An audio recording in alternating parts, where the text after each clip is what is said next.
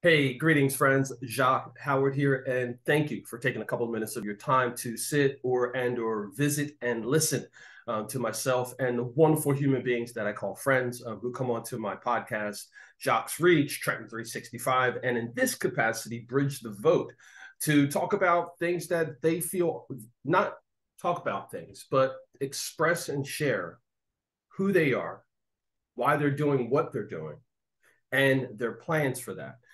Before we do that, all of the affiliates, including myself, the opinions of our guests are literally their opinions. We do not support any candidates. We do not lobby for any candidates. We are a public forum for people to gather information and to share that information so it's applicable to them making decisions about civil rights, civil choices, and the rights they have in the voting process.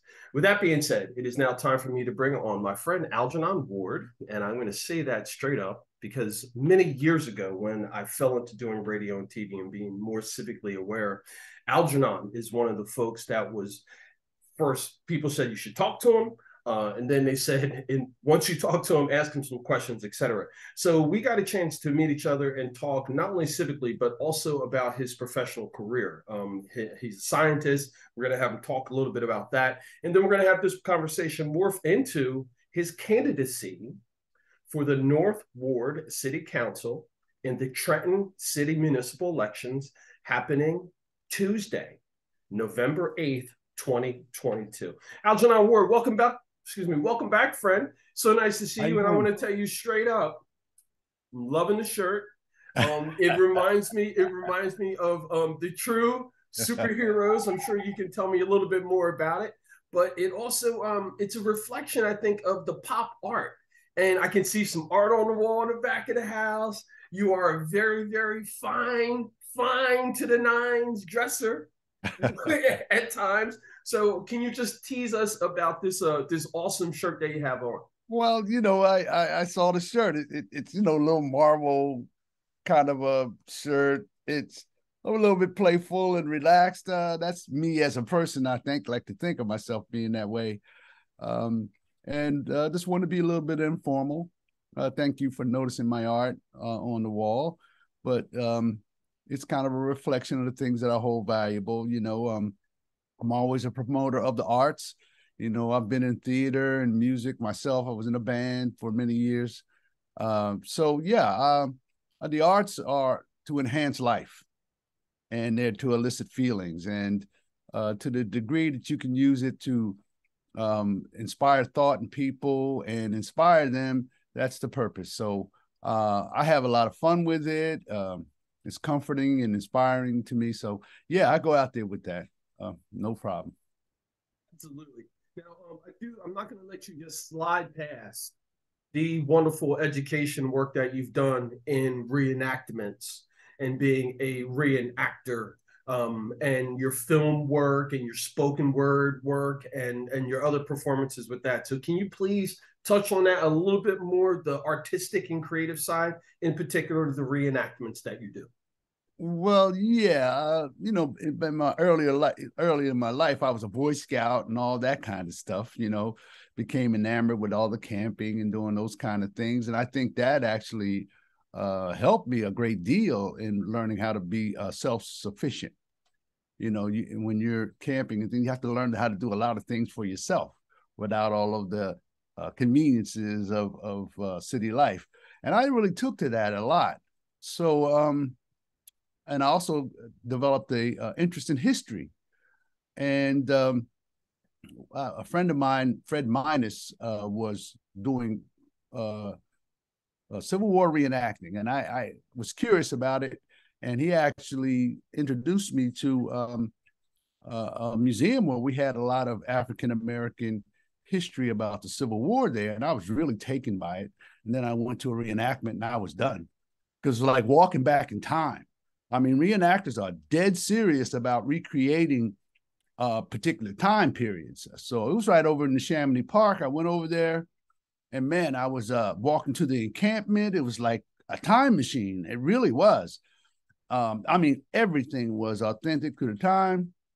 And by the end of the day, I was in a battle. They had a battle over there. I went to the sutler and bought my uniform, and they loaned me a rifle. I was in the battle in that afternoon, and I haven't looked back. And it's not just for the pleasure. I found very quickly that it was not for a kind of a hobby or pleasure. I had a mission, because a lot of this information about the role of African-American soldiers throughout the history of the United States is just not well known. It's just not. And I kept saying, why don't they do this? Why don't they do that? And they let them out. Who is they? I'm they. You can't look for somebody else to tell your story. We have to tell our own story. And so I started reading and learning and going to these various historical places, learned a lot. And reenacting is when you really understand, is when you walk a mile in their brogans. Then you can understand it on a more organic and personal level to see, saying a thing is one thing, doing a thing is a whole nother thing. You get a whole new perspective. And so, yeah, I started reenacting. Now I go to schools, churches, libraries, historic sites. And we had a bunch of cadets that we took with them, exposed them to elements of African-American history. We decided to reenact the 6th Regiment United States Colored Troops. And we picked that regiment because the men in that regiment were from this area, Trenton and other places right here. So we could tell their story. Now, you mentioned the art behind me. If you see that picture at the top there, I know it's very difficult to see, and I'm sorry if I can't move my computer, but my finger's under it. That's a picture of the 6th Regiment United States Colored Troops winning 3 medals of honor at the Battle of Newmarket Heights. And I have the honor of posing for that artwork done by Don Troiani, who's a famous military artist for Military History Magazine. And he chose us because we had been reenacting that unit. And so I'm actually in that painting that's now hangs in the Union League in Philadelphia, who were the people who raised the 6th Regiment and paid for it to go fight in the Civil War, where they won these medals of honor. So that's not just a picture, that's a signed print, numbered print from Don Troiani, because I was a model in that painting. And right below it, you'll see another piece. It's not, I'm sure it's difficult to see, but it's right there. That again, Don Troiani painted the 1st Rhode Island Regiment. And this was known as the Black Regiment in the Revolution. And these were the men that fought all the way through the war to Yorktown, some of Washington's best troops. And again, Don, several of our members are in that painting. And again, this is hanging in the Museum of the American Revolution over in Philadelphia. So here's an opportunity through reenacting where my image is on a picture in a museum. Now, how many people get to see their face in the museum while they're still alive? That's a rare honor. And so this has all come out through reenacting. And the last thing I'd like to say about that is, because we're a nonprofit, we were asked to be the sponsors for the restoration of the Locust Hill Cemetery. And what that is, there's a Black cemetery, segregated cemetery on Hart Avenue here in the city of Trenton. And we are the nonprofit sponsors of that restoration. And we're also opening the first Black museum in Trenton next door. That's going to serve as a museum to interpret the lives of the over 178 people that we found buried there. And they'll be in that museum, and it will serve as headquarters for the 6th Regiment United States Colored Troops. So it's not only translated into something that was interesting to do, but actually a practical outcome. So now we'll be able to educate everyone from far and wide in the first Black museum in Trenton. In fact, it's the first purpose-built Black museum in New Jersey. There's other Black museums, but they're always housed in other museums as more or less a display. This will be the first building that's completely dedicated to Black history in the state of New Jersey. So that's something for us to be proud of here in Trenton. And I'm extremely proud to be, the project developer for that. So it's just more than a hobby. I don't regard it as a hobby. I regard it as a mission. So I'm sorry, it's a little long-winded answer, but there's a lot to it. Algernon Ward, who's running for the North Ward City Council of Trenton, is my guest. And this is in cooperation with the Bridge the Vote Facebook page, website. And that's on Facebook, and it's Bridge the Vote Trenton, New Jersey. Specifically on this page, we are talking about the forthcoming elections happening Tuesday, November 8th, 2022. These are the Trenton, New Jersey city municipal elections. This offer has been extended to all of the candidates who have public information available. They have been offered a chance to come and spend 30 minutes or so and have a conversation with me, just like I'm doing with Algernon. For the North Ward, they can talk about their candidacy, about who they are, what they plan to do, what they have been doing. And I'm going to ask them some questions based upon general research that I have done and that I feel that council members and our elected officials should know. With that being said, I want to go back to what Algernon was talking to and to give some folks, excuse me, give some folks some visuals of the Locust Hill Cemetery area. That's also where Friends of Antico Square is looking to build out Trenton's first outdoor skate park and new park as well. Also, Algernon is affiliated with the credit union that you have heard me talk about before. One of the standpoints or the foundation principles is that we have got to have a better understanding of our resources, of our equity and our finances, how we can use that to grow and to develop our city ourselves. And I say that specifically because Algernon and others have been onto the program to talk about the credit union. And Al, I'd like for you to give that website, because I'd still want to encourage people to go to the website, commit to putting $5 into this account so this credit union can get started and we can then continue to move on. So Al, can you give the credit union information? And then I want you to circle back around and talk about briefly about the old barracks and your feelings as a potential elected official and history old barracks. Okay, the credit union is probably one of the key things that we need to talk about. And I have to say that one of the things that you mentioned, it's easy to talk about things, but it's a whole nother animal when you start doing some things. What have you done? And the Trenton Community Credit Union, that's tccuNJ.com, tccuNJ.com, Trenton Community Credit Union, NJ.com. You just go there and you fill out a 10-question questionnaire to become a subscriber. What that is, it's just you're expressing that you think this is a good idea. Now, the minimum amount to open an account is $5. But we want you to open an account with more than $5 in it. Pledge, if you believe that we need to empower ourselves economically, and I don't think anybody would argue with that.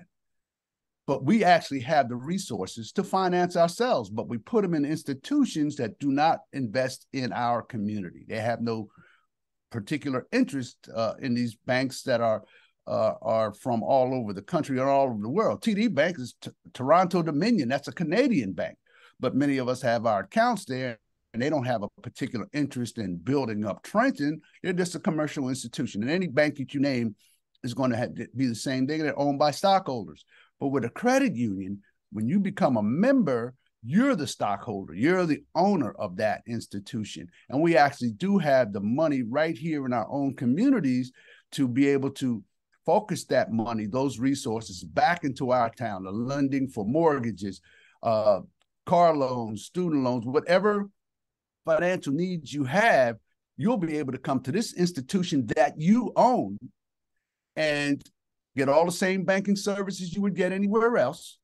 But now when that institution makes a profit, it's returned to you and doesn't go outside of the community. So it's key that we address the last great civil rights issue of our time, and that's economic empowerment.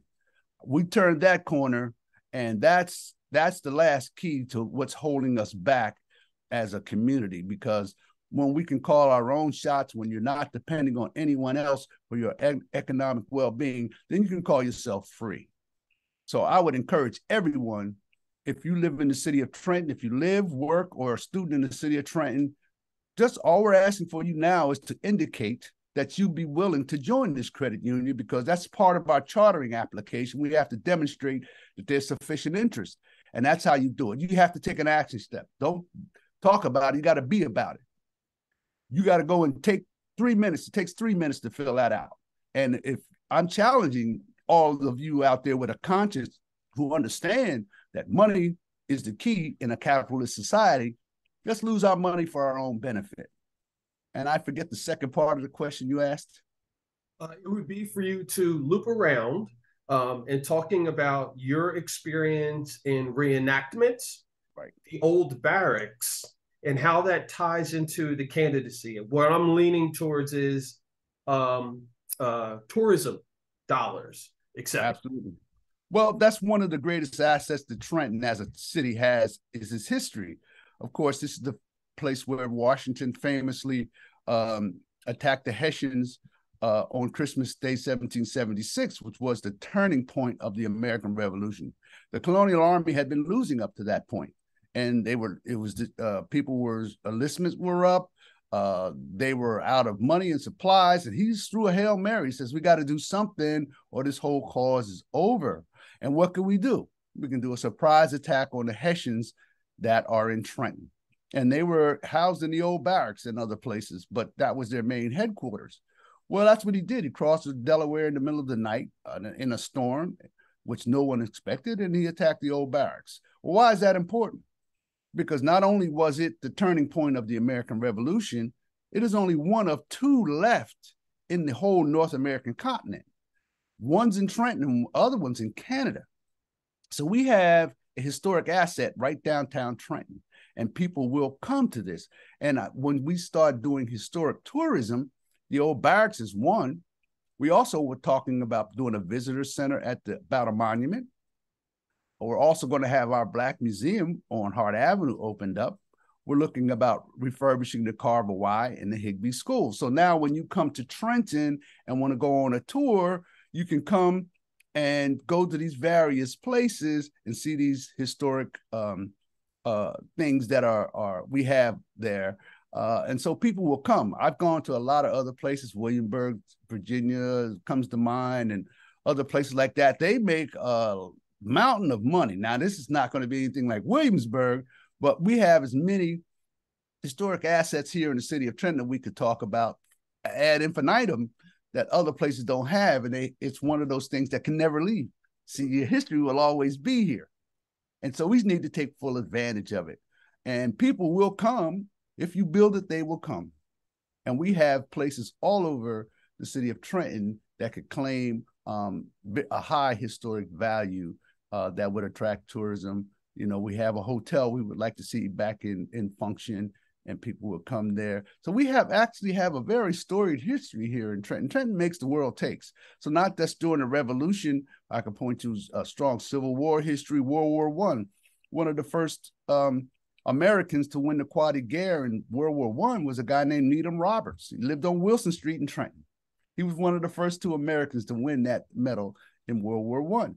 And so those are things and places that we can always point to and talk about here in the city of Trenton and actually benefit from it, because you understand how tourism dollars is a great enhancement to the economy in a lot of different ways. Absolutely. Now, Algernon Ward, who is running for the North Ward for the Trenton City Municipal Elections, which is happening Tuesday, November 8th, 2022. Tuesday, November 8th, 2022. With that being said, Al, the ward of the North Ward, the Battle Monument is in the North Ward. Yes. And extends further north. Some folks would know that area, let's say Brunswick Avenue, Top Road area. That's a large, vast area of largest ward in Trenton. Actually, it extends from the Brunswick Circle all the way down to Lafayette Street, downtown.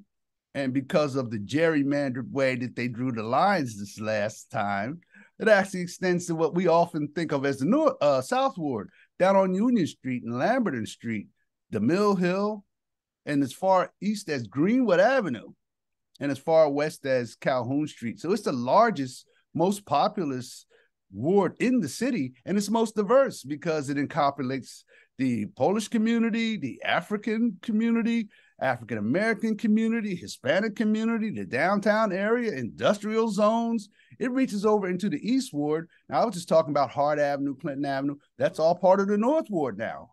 Growing up, that was East Trenton all day for us. But that's part of the North Ward now with the adjustments that have been made during the last census. And I would suggest that they've mixed things up, because it's important that a community be maintained intact, because they've taken the Donnelly homes out of the North Trenton. Now that boggles my mind, because that's North Trenton. The kids play in the North Trenton Little League. They go to the schools in North Trenton, but now it's considered West Ward. And that was all done to make adjustments on the district lines, because West Trenton lost population, North Trenton has grown, and East Trenton has lost population. So what they've done is extended our borders, and I don't think there was very well thought out ways, because you have to maintain the fabric of a community when you draw. Yeah, so I want to interrupt you on that, because we got a little bit more time. I want to make sure that I get a few more things. But when we bring you back the next time, I'll have you go into more detail. And if you even want to set up a time where, hey, you want 30 minutes to specifically talk about some different projects or whatever, let's do it. That's I don't want to do that, but I just want to get as much out as possible. Okay. So I'll make a note of the gerrymandering and the processes of that. You touched on the diversity and so forth, and Trenton, I believe, is that's one of our strengths that I think that we have never really capitalized on. That's right. How do you foresee you being the North Ward council person? How do you foresee you being a good fit for that? Well, I grew up here. And so, of course, you make relationships with people in the places where you've grown up, and you interacted with all kind of people. I love pierogi and kielbasa. I have many Polish friends at the Polish American Democratic Club, going over there for events and just hanging out. And you make friends and you establish relationships. And same with the Hispanic community that's concentrated in different areas throughout North Trenton. I went to school with a lot of people, and our children play together. So you form relationships. My brother's married to a woman from Liberia, so I have ties with the African diaspora. And so you form these relationships by living part of your daily life. And so you also talk to these people, and you do more listening than talking, by the way. You learn a lot by listening to what they have to say, what their issues are. You see it firsthand yourself.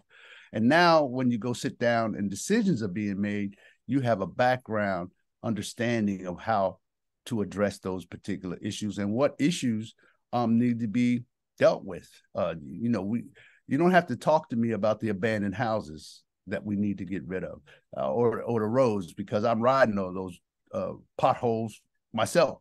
The issues of crime, how best to address that, economic empowerment, what we can do about that with the credit union, the various issues that people are concerned about, because you live those issues.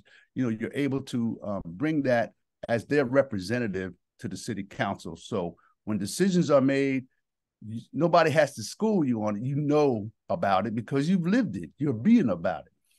And so, yes, it's a diverse neighborhood. And you said it quite rightly. That's actually our strength, because there's a lot of creativity, diversity, and energy and ingenuity in the American melting pot. And that's been the strength of this nation, and this is the strength of city of Trenton itself. A lot of people are from Trenton that have gone out in the world and made very big differences in American society, but they always look back at Trenton and say, yeah, well, that's where I got my start. Right. But there's still a lot of creative, intelligent, energetic people right here. And we need to give that creative spirits an outlet. Go ahead. I'm going to jump back in. Two more quick things, less than 30 seconds each, if you can. I need you to talk about the cannabis industry, where we are now, at least what you know, if you're in support of it, et cetera. And then I have another question. Well, I've been a long supporter of the legalization of cannabis. I always thought that the laws that were on the books were very unfair, very uneven, and did a lot to attenuate the life of a lot of people. I have one little drug possession thing on their record, and it can really hurt your life. And I'm here to tell you, I know that for a fact. It isn't the Schedule I drug that it was being listed as. It was a political thing in the first place to make it the illegal drug that it become, the way it was scheduled in the federal guidelines. So okay. I'm glad to see at long last New Jersey has allowed the recreational use of marijuana. But I'll hasten to say, now that we got it, we got to do it the right way. I'm so happy that it happened, but I'm also saying now let's not make it a problem. We got to be responsible on how we roll this thing out and how it's used in the community. And I'm gonna stop right there and say, yeah, we'll talk about that. That'd be on the list for the next conversation in more detail. And I like the pun of roll it out. That was kind of cool. Budgeting experience. Council's one of their main functions is budgeting, handling a budget of about $200 million. So quickly, some of your thoughts and experiences on that. Well, $266 million last year's proposed budget. Yes, that's the whole. Actually, that's the main function of the city council. Much like with Congress, we're the ones who allocate the budget and vote on it. And yes, we pay close. They say that a budget really reflects your priorities. Where you put your money is where you feel things are important. And I look at City of Trenton budget after education and schools, public safety is second. And then everything else follows behind that. And where we want to allocate our funds and making sure those funds are being used in a responsible way is the job of city council. Although we understand that the administration actually operates and manages the city, we're the oversight arm of the city government, and we also establish budget priorities through negotiation with the administration. And so I have no problem with that. And as you mentioned, that I'm a research scientist. That's what my vocation was. I was the first African-American research scientist for the Department of Health here in New Jersey. I'm very proud of that fact because, I was the first person to graduate from college in my family. And reaching that goal would have made my mother very, very proud. But the point I'm trying to make is that I would bring that analytical skill to the city council, very detail oriented. I would look under the surface to make sure I understand how that money's being applied. And by the way, I'm going to look at the metrics to see if the outcome matches the investment. And a lot of times things have very nice names, but when you look at it, you find out that it's not having the effect. And I think people work hard to pay their taxes, and we want to make sure that they're getting their bang for their buck. My priority is on making sure that the people who are paying the taxes are the ones who benefit from that tax money, that the things that the city does, operates, make sure it benefits those homeowners and businesses and people who come to Trenton to the max. And I have very little patience for people playing head games with me because I feel it's disrespectful because you think I'm stupid. And here I'm a research scientist and you play me like I'm dumb. That's not a good idea. My reaction would be rather strong in that regard. So those department directors who come in with the dog and pony show, trust me, I'm looking at the metrics and I'm looking under the hood to see, well, what you say is actually what's happening. Now, that's not a threat, but that's the ability that I have from my vocation that I'll bring to the table to represent the people's interest. That's my job. I'm there to represent them. And I think that's a perfect way to finish up. Algernon Ward, share your contact information so people can reach out to you and your campaign directly. Okay. You can go to my webpage. It's algernonward.com. That's ALGERNON, Algernon Ward, WARD.com. AlgernonWard.com. That's my website. And of course, I'd love for you to make a donation. And I'm going to give you something public. I'm going to give you my home phone number because it's published in the book anyway. 609-396-3363. 609-396-3363. So that's my home number. Don't you dare call me at 3 o'clock in the morning, but or give me all those robocalls. I don't want to hear it. But if you're a citizen of Trenton, you have a concern, you're certainly feel free to call me, and certainly contact me through my website. I actually read these things, and I actually take it to heart. So it's just not window dressing. Please contact me. And if you want to be part of a movement, because I'm not alone in this, by the way. I think I'm speaking for a lot of people in Trenton who say, we want things to be better. We want city council to operate. And if you want that, and if you want to put somebody on there who's competent, courageous, and committed, you vote for Algernon Ward on November the 8th.